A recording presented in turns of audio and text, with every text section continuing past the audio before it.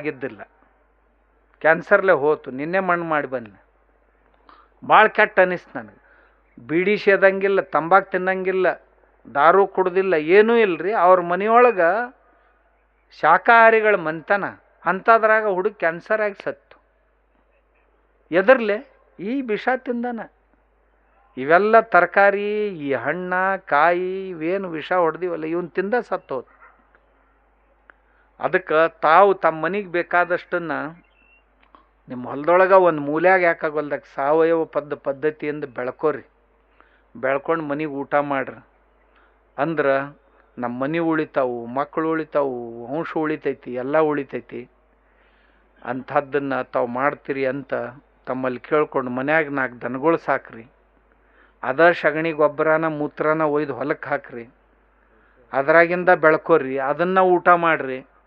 ಮಂದಿಗೆ ಮಾರಾಟ ಏನು ಮಾಡೋದು ಮಾಡಿರಿ. ನಿಮಗೆ ಉಣ್ಣಾಕಾರ ಇಟ್ಟು ಚಲೋದು ನೋಡ್ರಿ. ಎಲ್ಲ ಮನುಷ್ಯ ಬದುಕೋದು ಅದಕ್ಕೆ ಉಣ್ಣು ಸಲುವಾಗೆಲ್ಲ ಅವನು ಬದುಕು ಆನಂದವಾಗಿ ಇರ್ಬೇಕಂತಲ್ಲ. ನಾವು ನಮ್ಮ ದವಾಖಾನ್ಯಾಗ ನಮ್ದೊಂದು ಹಾಸ್ಪಿಟ್ಲ್ ಐತಿ 200 ಬೆಡ್ಡಿಂದು. ಏನು ಚಟಪಟ ಒದ್ದಾಡಿ ಸಾಯ್ತಾವಲ್ಲ, ನಾ ದಿನ ನೋಡ್ತೀನಿ. ಅವನು ಎಲ್ಲ ಐತ್ರಿ, ಆದ್ರೆ ದವಾಖಾನ್ಯಾಗ ಅದಾವ. ಮತ್ತು ದವಾಖಾನ್ಯಾಗ ಹೋಗಿಂದ ನಿಮ್ಗೆ ಯಾವ ನಮೂನಿ ಏನೇನು ಹಾಕ್ಕವ ಎಲ್ಲ ಗೊತ್ತೈತಿ. ಅಂಥ ಪರಿಸ್ಥಿತಿ ಯಾರಿಗೂ ಬರಬಾರ್ದು ಅಂತ ನಾ ಕಳೆದ 30 ವರ್ಷದಿಂದನೂ ರೈತರಿಗೆ ಇದೇ ವಿನಂತಿ ಮಾಡ್ಕೊಳಕತ್ತೀನಿ. ಇವತ್ತಿನ ದಿವಸ ಏನೂ ಇಲ್ಲ ಅಂತಂದ್ರೂ ಒಂದು 10 ಲಕ್ಷ ರೈತರು ಸಾವಯವ ಕೃಷಿ ಮಾಡಕತ್ಯಾರ. ಮೊದಲೇ ಮಾತು ಕೇಳ್ತಿದ್ದಿಲ್ಲ. ಹಿಂದಾಗಡೆ ತಾವೇ ನೋಡಿ ಯಾವ ಬಂದಾಗ ನನಗೆ ಹೇಳ್ತಾರೆ, ಅಪ್ಪ ಅವ್ರು ನಾವು ನಿಮ್ದು ಯೂಟ್ಯೂಬ್ನಾಗ ನೋಡಿದೀವಿ ರೀ, ಫೇಸ್ಬುಕ್ನಾಗ ನೋಡಿದೀವಿ ರೀ, ನೋಡಿ ನಮ್ಮ ಮನ್ಯಾಗ ನಾವು ಮಾಡಾಕತ್ತೀವಿ ರೀ, ಆಕಳ ಸಗಣಿದು ಮಾಡಾಕತ್ತೀವಿ, ಗೋಕೃಪಾಮೃತನೂ ಮಾಡಾಕತ್ತೀವಿ, ಮರ್ಕಟ ರಸಾಯನನೂ ಮಾಡಾಕತ್ತೀವಿ, ಮಂಗ್ಯಾಂದು ಹೇಳಿದ್ನಲ್ಲ ಆಗಲೇ ನಿಮ್ಗೆ, ಅದನ್ನು ಮಾಡಾಕತ್ತೀವಿ, ಬಿಲ್ವ ರಸಾಯನ ಮಾಡಾಕತ್ತೀವಿ, ಬೇರೆ ಬೇರೆ ಬೇರೆ ಬೇರೆ ಎಲ್ಲ ನಮ್ಮನೇನು ನಾವು ಪ್ರಯೋಗ ಮಾಡಾಕತ್ತೀವಿ. ಭಾಳ ಹುಡುಗರು ಏನೂ ಇಲ್ಲಂದ್ರೂ ಇಂಥದ್ದನ್ನು ಮಾಡಿ ಆಕಳ ಸಾಕಿ ಆಕಳುಗಳಿಂದ ಆ ಸಗಣಿಯಿಂದ ಧೂಪ್ ಬತ್ತಿ ಇಂಥವು ಏನೇನೋ ಮಾಡಿ ಒಂದು 10,000 ಮಂದಿ ಉದ್ಯೋಗ ಮಾಡಕತ್ಯಾರ್ರಿ. ಕೃಷಿ ಆಧಾರಿತ ಉದ್ಯೋಗ 10,000 ಮಂದಿ ಕರ್ನಾಟಕದಾಗ. ಬೇರೆ ಬೇರೆ ಬೇರೆ ಬೇರೆ ತಾವ ಬೆಳಿತಾರ, ಬೆಳೆದವಕ್ಕೆ ತಾವ ಪ್ರಸಂಸ್ಕರಣ ಮಾಡ್ತಾರ, ಮಾಡಿ ತಾವೇ ಮಾರಾಟ ಮಾಡಕತ್ಯಾರ.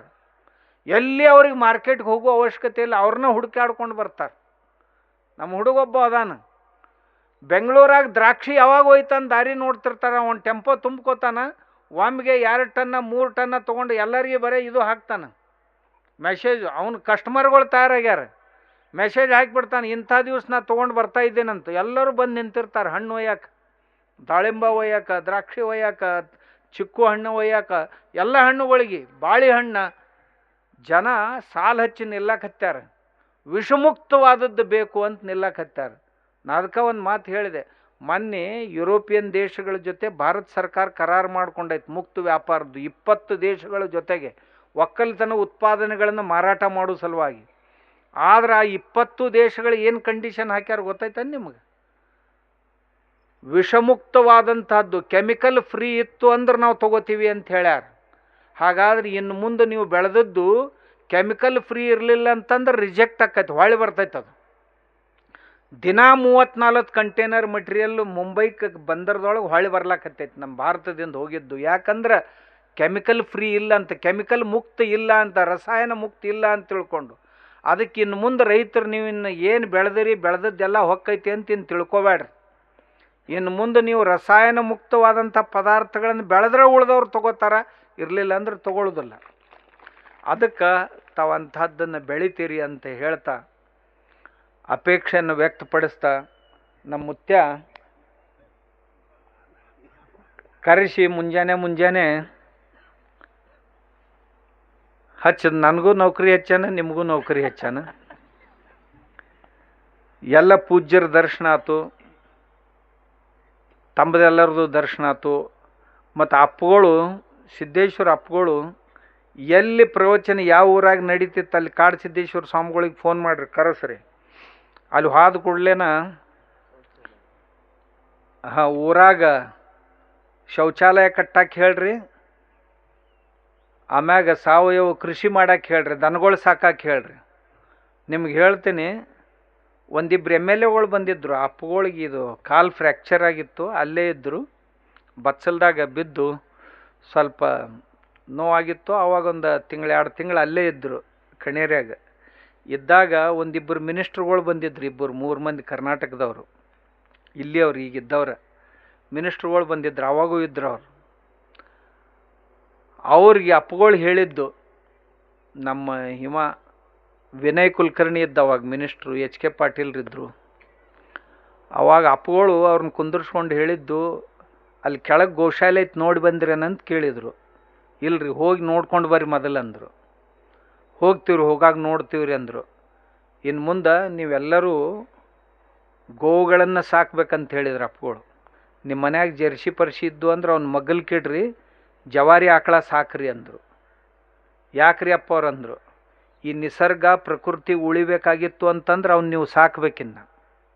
ಅದ್ರ ಸಗಣಿ ಮೂತ್ರ, ಅದ್ರ ಹಾಲ ಮೊಸರ ಮಜ್ಜಿಗೆ, ಸಗಣಿ ಮೂತ್ರ ಹೊಲಕ್ಕೆ, ಮೊಸರ ಮಜ್ಜಿಗೆ ಮಕ್ಕಳಿಗೆ ಉಣಿಸ್ರಿ, ಅಂದ್ರನ ದೇಶ ಉಳಿದು, ಇರ್ಲಿಕ್ಕಂದ್ರೆ ಉಳಿಯಂಗಿಲ್ಲ ಅಂತ ಹೇಳಿ. ಆಮ್ಯಾಗ ನಿಮ್ಮ ಪಕ್ಷಗಳ ಸಿದ್ಧಾಂತ ಏನ್ಯಾಕಿರೋಲ್ದಕ್ಕ,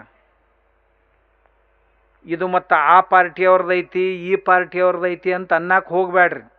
ನಿಮ್ಮ ಪಕ್ಷಗಳು ನಿಮ್ಮ ಸಿದ್ಧಾಂತಗಳಿನ ಏನಿದ್ರು ಮಗ್ಗಲ್ಕಿಡ್ರಿ. ಅವನು ಇಟ್ಟು ಇವುಗಳಿಗೆ ಪ್ರೋತ್ಸಾಹನೆ ನೀಡ್ಬೇಕು. ನೀವು ರೈತರಿಗೆ ನೀವು ಸಾಕಬೇಕು, ರೈತರಿಗೆ ಸಾಕ್ಲಿಕ್ಕೆ ಹೇಳ್ಬೇಕಂತ ಅಪ್ಪುಗಳು ಕುಂದರ್ಸಿ ಹೇಳ್ತಿದ್ರು. ಅಂಥ ನೋವಿನ ಇದ್ರೊಳಗೂ ಸಹಿತ ಎಲ್ಲರಿಗೂ ಹೇಳ್ತಿದ್ರು.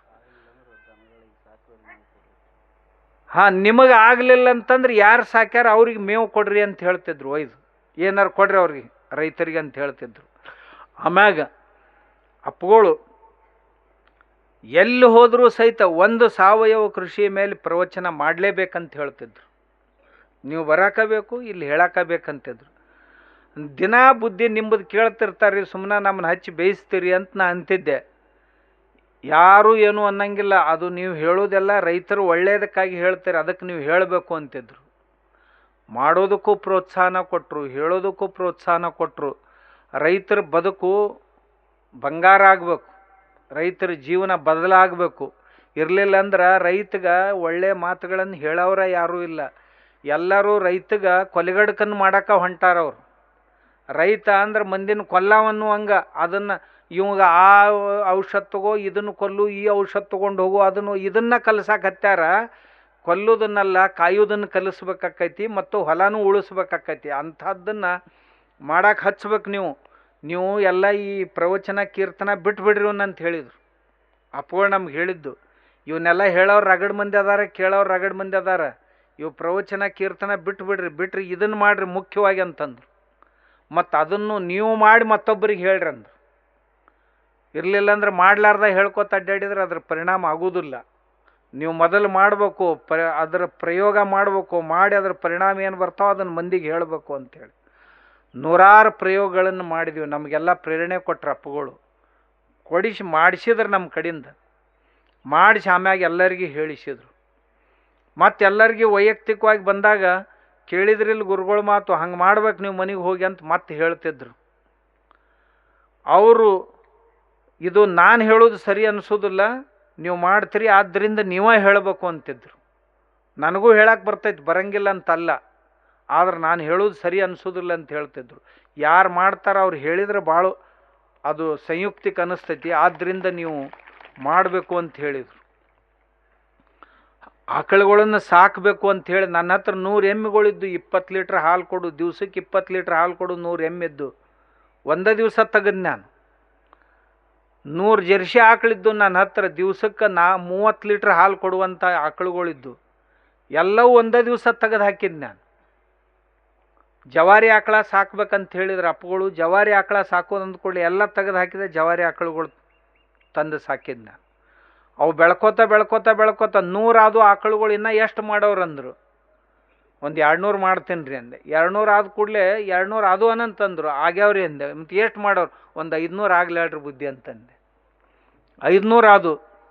500 ಆದ ಕೂಡಲೇ ಅಂದ್ರೆ ಮತ್ತು 500 ಅದು ಅಲ್ಲಿ ಈಗ ಬುದ್ಧಿ. ಈಗ ಏನು 1000 ಆದ್ರೆ ಏನು ಕೆಟ್ಟ ಹೇಳ್ರಿ ಬುದ್ಧಿ. ಅವು ಬಂದಷ್ಟು ನಮ್ಮ ಸಮೃದ್ಧಿ ಹೆಚ್ಚಾಗಕತ್ತೈತೆ ಅಂತ ಹೇಳಿದ್ದು ನಾನು. ನಮ್ಮ ಕೊಟ್ಟಿಗೆಯಾಗ ಆಕಳು ಹೆಚ್ಚಾದಂಗೆ ನಮ್ಮ ಮಠದ ಸಮೃದ್ಧಿ ಹೆಚ್ಚಾಗಕತ್ತೈತ್ರಿ ಅಂದೆ. ಹಾಗಾದ್ರೆ ಬಿಡಬೇಡ್ರಿ ಮಾಡ್ರಿ ಅಂತ. ಈಗ ನಾನು ಒಂದು ಆಕಳದಿಂದ ನಿಮ್ಮ ಆಕಳುಗಳು ಮನ್ಯಾಗಿದ್ರಿ ಎಷ್ಟು ಕರ ಕೊಡ್ತಾವ್ರಿ?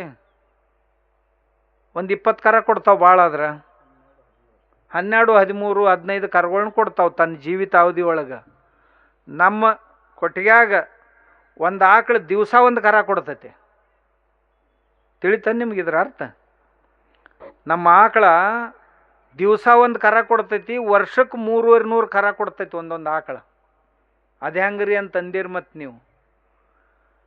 ಮಣಕಗಳು ಏನದಾವ ನಮ್ಮಲ್ಲಿ, ಆ ಮಣಕಗಳಿಗೆ ಒಳ್ಳೆ ಹಾಲು ಕೊಡುವಂಥ ಆಕಳುಗಳು. ನನ್ನ ಹತ್ರ 12 ಲೀಟ್ರ್ ಹಾಲು ಕೊಡು ಕಿಲಾರಿ ಆಕಳುಗಳದಾವ. ದಿವ್ಸಕ್ಕೆ ಮುಂಜಾನೆ 6 ಲೀಟ್ರು, ಸಂಜೆಗೆ 6 ಲೀಟ್ರು ಕಿಲಾರಿ ಆಕಳುಗಳು. ಆ ಆಕಳದು ಗರ್ಭಾಶಯದಿಂದ ನಾ ಬೀಜಾಣುಗಳನ್ನು ತಗೋತೇನೆ. ಆಮ್ಯಾಗ ಅಂಥದ್ದ ಆಕಳಕ್ಕೆ ಹೋರಿಗಳದಾವ, ಆ ಹೋರಿಗಳ ಬೀಜಾಣುಗಳು ತಗೋತೇನೆ. ಎರಡೂ ಕೂಡಿಸಿ ಟ್ಯೂಬ್ನೊಳಗೆ ಹಾಕಿ ಲ್ಯಾಬ್ರಾಟ್ರಿ ಒಳಗೆ ಇಡ್ತೀನಿ. 8 ದಿವ್ಸಕ್ಕೆ ಅದ್ರ ತತ್ತಿ ತಯಾರಾಗ್ತೈತಿ. ತಾಯಿಯ ಗರ್ಭದೊಳಗೆ ಹೆಂಗೆ ಒಂದು ಗರ್ಭ ತಯಾರಾಕೈತಿ ಹಂಗೊಂದು ಗರ್ಭ ತಯಾರಾಕೈತಿ. ಅದನ್ನು ಈ ನಮ್ಮ ಗೋಶಾಲೆಯಾಗ ಏನು ಆಕಳುಗಳದಾವಲ್ಲ, 1 ಲೀಟ್ರು 2 ಲೀಟ್ರ್ ಕೊಡುವ ಆಕಳುಗಳು, ಅವಕ್ಕೂರು ಹೊಟ್ಟೆ ಸ್ವಚ್ಛ ಮಾಡಿ ಎಲ್ಲ ಕ್ಲೀನ್ ಮಾಡಿ ಆ ಹೊಟ್ಟೆಗೆ ಇಟ್ಬಿಡ್ತೀವಿ. 9 ತಿಂಗಳಿಗೆ ಏನು ಕರ ಹುಡ್ತೈತಲ್ಲ, ಅದು 12 ಲೀಟ್ರ್ ಹಾಲು ಕೊಡು ಕಿಲಾರಿ ಆಕಳ ಕರ ಬರ್ತೈತಿ. ಅಂಥವು ಒಂದು ಆಕಳು ತನ್ನ ಜೀವಿತ ಕಾಲಾವಧಿಯೊಳಗೆ ಒಂದು 10,000 ಕರಗಳನ್ನು ಕೊಡ್ಲಿಕ್ಕೆ ಸಾಧ್ಯ ಐತಿ. ನನಗೆ ಅಂಥ ಆಕಳುಗಳು ಎಲ್ಲೆಲ್ಲಿ ಸಿಗ್ತಾವನ್ನ ತರ್ಲಾಕ್ಕೆ ಶುರು ಮಾಡೀನಿ. ಈಗ 12 ಲೀಟ್ರು 10 ಲೀಟ್ರು 14 ಲೀಟ್ರು ಹಾಲು ಕೊಡುವ ಆಕಳುಗಳು ಎಲ್ಲಾರು ಕಿಲಾರಿ ಸಿಕ್ಕು ಅಂದ್ರೆ ತೊಗೊಂಡೇ ಬರ್ತೀನಿ. ಸಾಹಿವಾಲು, ಕಾಂಕ್ರೀಜು, ಗೀರು 20 ಲೀಟ್ರ್ ಹಾಲು ಕೊಡುವಂಥ ಆಕಳುಗಳು ತಂದಿನ. ಅವನ್ನ ತೊಗೊಂಡು ಅದೇ ಪ್ರಕಾರ ಅವಕ್ಕರ ಕರಗಳು ತಯಾರು ಮಾಡಕತ್ತೀನಿ. ದಿವ್ಸಕ್ಕೆ ಈ ಸದ್ದು ನಂದು 10 ಕರಗಳು ತಯಾರು ಮಾಡೋದು ನಡೆದೈತಿ. ಇನ್ನು ಮುಂದೆ ಭವಿಷ್ಯದಾಗ ಇನ್ನೊಂದು 6 ತಿಂಗಳ ನಂತರ ದಿವ್ಸಕ್ಕೆ ಒಂದು 100 ಕರಗಳು ತಯಾರು ಮಾಡ್ತೀನಿ. ನಮ್ಮ ಕನಸು ಏನು ಅಂದ್ರೆ ಪ್ರತಿಯೊಬ್ಬ ರೈತರ ಮನ್ಯಾಗ 20 ಲೀಟ್ರ್ ಹಾಲು ಕೊಡುವಂಥ ಆಕಳು ಇರ್ಬೇಕು. 12 ಲೀಟ್ರ್ ಹಾಲು ಕೊಡುವಂಥ ಒಂದು ಕಿಲಾರಿ ಆಕಳು ರೈತರ ಮನ್ಯಾಗ ಇರ್ಬೇಕು. ಅಷ್ಟು ಆಕಳುಗಳು ತಯಾರು ಮಾಡ್ಬೇಕಂತೈತಿ. ನೀವು ಮನಸ್ಸು ಮಾಡಿದ್ರೆ ನೀವು ಮಾಡ್ಬೋದು. ಈ ಸರ್ಕಾರದವ್ರು, ದರಿದ್ರ ಸರ್ಕಾರದವ್ರು ಮನಸ್ಸು ಮಾಡಿದ್ರೆ ಅವರು ಮಾಡೋಕ್ಕೆ ಸಾಧ್ಯ ಐತಿ. ನಮ್ಮಂಥವ್ರು ನಾವು ಮಾಡ್ತೀವಿ ಅಂತಂದ್ರೆ ಅವ್ರಿಗೆ ಮಾಡೋಕೆ ಏನು ಕೆಟ್ಟಾಗೈತಿ? ಏನು ಭಾಳ ದೊಡ್ಡ ಖರ್ಚಿಂದಿಲ್ಲ. 4-8 ಕೋಟಿ ರೂಪಾಯಿ ಖರ್ಚು ಮಾಡಿ ಲ್ಯಾಬ್ರಾಟ್ರಿ ಇವನ್ನೆಲ್ಲ ಮಾಡ್ಬೇಕಾಕೈತಿ. ಮಾಡ್ತೀವಿ ನಾವು. ಏನೇನೋ ಮಾಡ್ತಿರ್ತಾರಂತ ಇಂಥ ಕೆಲಸ ಮಾಡಂಗಿಲ್ಲ ಸರ್ಕಾರದವ್ರು. ನಾ ಅದಕ್ಕೆ ಅವ್ರಿಗೆ, ಆ ಕೇಂದ್ರದವ್ರಿಗೆ ಹೇಳೀನಿ, ರಾಜ್ಯ ಸರ್ಕಾರದವ್ರಿಗೆ ಹೇಳ್ತಿರ್ತೀನಿ, ಇಂಥದ್ದು ಏನಾರ ಮಾಡಿರಿ, ಮಾಡಿ ರೈತರಿಗೆ ಒಂದೊಂದು ಕರ ಕೊಡ್ರಿ. ಇವು ಏನು ಈ ಬಿಟ್ಟಿ ಭಾಗ್ಯಗಳನ್ನು ಏನು ಕೊಡ್ತಿರಲ್ಲ, ಅದಕ್ಕೆ ಒಂದೊಂದು ಕರ ಕೊಡ್ರಿ ರೈತರ ಮನ್ಯಾಗ. ಅವ ಕರ ಸಾಕಿ ಅದರಿಂದ ಹಾಲ ಮೊಸರ ಕುಡ್ದು ಅಂದ್ರೆ ಮನ್ಯಾಗ ಮಕ್ಕಳು ಚಲೋ ದಷ್ಟಪುಷ್ಟ ಆದ್ರಂದ್ರೆ ನಿಮ್ಮ ದವಾಖಾನೆ ಖರ್ಚು ಕಡಿಮೆ ಆಕೈತಿ. ನೀವೇನು ಹೆಲ್ತ್ ಸಲುವಾಗಿ ಏನು ನೀವು ಖರ್ಚು ಮಾಡಕತ್ತಿರಲ್ಲ, ಅದ್ರ ಖರ್ಚು ಕಡಿಮೆ ಆಕೈತಿ. ಹುಡುಗರು ಹುಷಾರಕ್ಕವು ಹಾಲ ಮೊಸರ ಮಜ್ಜಿಗೆ ಉಂಡು ಆಕಳದ್ದಂದ್ರೆ ಮುಂದೆ ಭಾಳ ಸಮಸ್ಯೆಗಳು ಕಡಿಮೆ ಆಗ್ತಾವೆ. ಅದರಿಂದ ಮಾಡಂತ ಅವ್ರಿಗೆಲ್ಲ ಹೇಳಕತ್ತೀನಿ. ರೈತನ ಮನ್ಯಾಗ ಎತ್ತುಗಳಿದ್ದು ಅಂತಂದ್ರೆ ಎತ್ತಿಗೆ ರೊಕ್ಕ ಕೊಡ್ರಿ. ಈ ಬಸ್ ಫ್ರೀ ಮಾಡಿರಲ್ಲ, ಇವನು ಬಿಡ್ರಿ. ಇವನ್ ಬಿಟ್ಟು ಆ ರೈತನ ಮನ್ಯಾಗ 2 ಎತ್ತಿದ್ದು ಅಂದ್ರೆ ದಿನ 300 ರೂಪಾಯಿ ಕೊಡ್ರಿ ಅವಾಗ. ಗೋವಾದಾಗ 150 ರೂಪಾಯಿ ಕೊಡ್ತಾರೆ ಈಗ ಒಂದು ಎತ್ತಿಗೆ, ಒಂದು ಆಕಳಿಗೆ ಸರ್ಕಾರದವ್ರು. ಸಾಕಿದ್ರೆ ಅಂದ್ರೆ 150 ರೂಪಾಯಿ ಅಂದ್ರೆ ದಿನ 300 ರೂಪಾಯಿ ಒಂದು ಜೋಡಿ ಎತ್ತಿಗೆ ಕೊಡ್ತಾರೆ.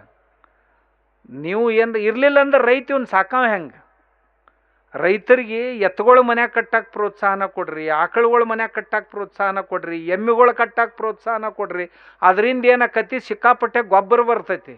ಆ ಗೊಬ್ಬರದಿಂದ ಹೊಲ ಶ್ರೀಮಂತಕ್ಕವು, ಆ ಹೊಲದಿಂದ ಬೆಳೆ ಶ್ರೀಮಂತಕ್ಕವು. ಆ ಬೆಳೆ ತಿಂದ ಅಂದ್ರೆ ಇವ ಮನುಷ್ಯ ಆರೋಗ್ಯವಂತ ಅಕ್ಕನ ಅಂತ ನಮ್ಮ ವಿನಂತಿ ಅವ್ರಿಗೆ. ನಿಮ್ಮ ಮಾಧ್ಯಮದಿಂದನೂ ಸಹಿತ ಅವ್ರಿಗೆ ವಿನಂತಿ ಮಾಡ್ಕೊ. ಅವ್ರು ಮಾಡೋಲ್ರಕ್ಕ ಬಿಡೋಲ್ರಕ್ಕ ಸುಡ್ಗಾಡು ನೀವರ ಮಾಡ್ರು ಮರ. ಅದಕ್ಕೆ ತಾವೆಲ್ಲರೂ ದನಗಳನ್ನು ಸಾಕಬೇಕು, ಹೊಲಗಳನ್ನು ಶ್ರೀಮಂತ ಮಾಡಬೇಕು ಅಂತ ಹೇಳಾಕ ನಮ್ಮ ಅಜ್ಜವ್ರು ಕರೆಸಿದ್ರು. ಆದ್ದರಿಂದ ಅಜ್ಜವರು ಶ್ರೀಮಂತರಾಗಲಿ.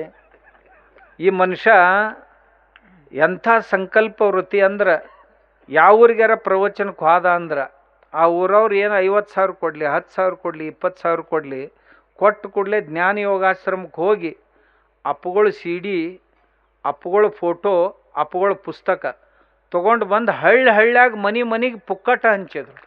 ಅಪ್ಪಗಳ ಜ್ಞಾನ ಮನೆಗೆ ಮುಟ್ಬೇಕಂತ. ನನಗೇನು ಇದ್ರೊಳಗೆ ಒಂದು ದುಡ್ಡು ಎಂದೂ ಒಂದು ದುಡ್ಡಿನ ಆಸೆ ಮಾಡಿದ ಮನುಷ್ಯ ಅಲ್ಲಿ, ಎಂದೂ ಒಂದು ದುಡ್ಡಿಗೆ ಆಸೆ ಮಾಡಿ.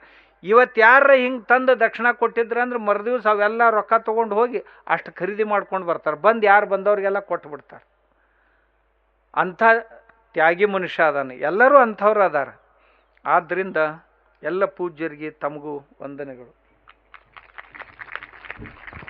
ನಾಡಿನ ಹೆಸರಾಂತ ಪೂಜ್ಯ